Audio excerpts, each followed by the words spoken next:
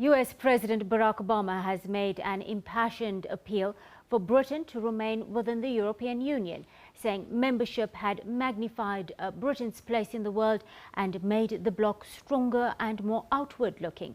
Obama is on a state visit to the UK this week. He's scheduled to hold talks with Prime Minister David Cameron, followed by a news conference today. Our correspondent Dan Whitehead is in London. Good afternoon, Dan. Welcome to SABC News Desk. Obama really weighing in on the EU referendum set for June 23rd, saying the UK's ability now to fight terror will be more effective if it sticks with its European allies and friends. Certainly not going down well with Leave campaigners, among them London Mayor Boris Johnson.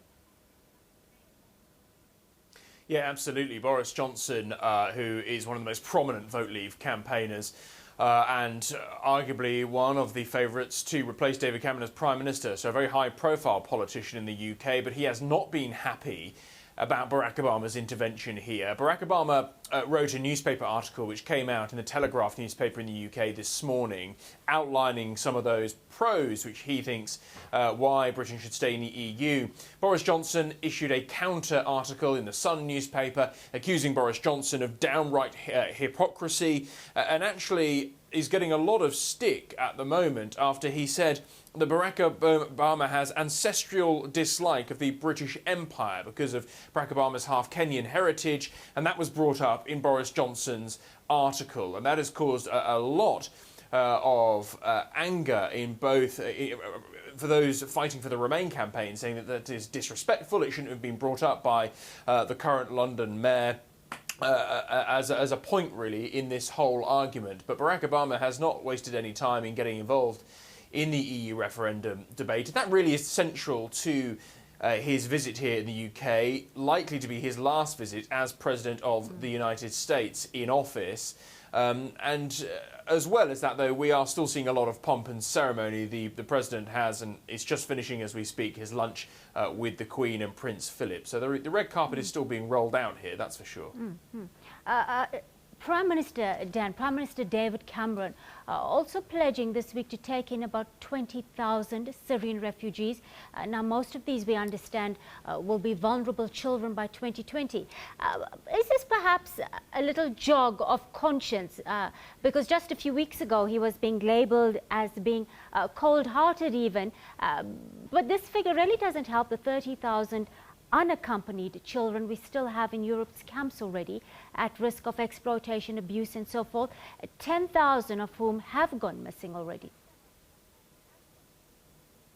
Yes, and as soon as the government announced it was taking these extra refugees, there was criticism from the opposition saying that it won't touch the sides. And yes, you mentioned those other children in Europe who need to be the lost children, who the Britain needs to take more of a responsibility. To be fair, there will always be an instant knee-jerk reaction from those who believe that the UK should always do more to take more migrants in, but be under no doubt that David Cameron is under continuing pressure to do more over that situation, to take more refugees. The policy from the UK has been to take those from Syria, from the camps directly in Syria. That has increased now slightly to Syrians who are at camps elsewhere in the UK. So certainly pressure growing on David Cameron to increase the number which are taken here in the UK.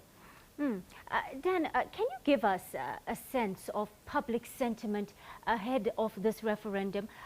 The impact on British jobs, how many will be lost or gained if Britain did exit, and the economy as a whole must be an overriding worry now for ordinary Brits.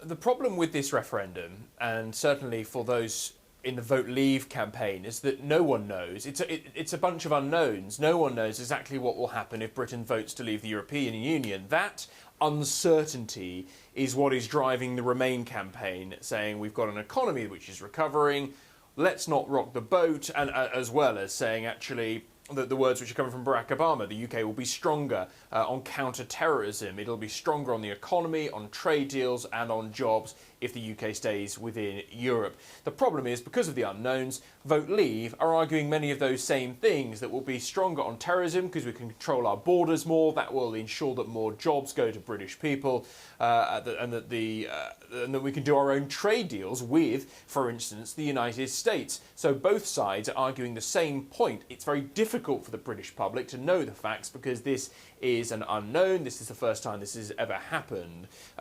So many people may well vote with their hearts and how they feel about being part of Europe as a whole. That may well be the swing, but what will really swing this incredibly close referendum is the undecideds. There is a large number of people who simply don't know which way to go and may not decide until they get to the voting booths in June the 23rd.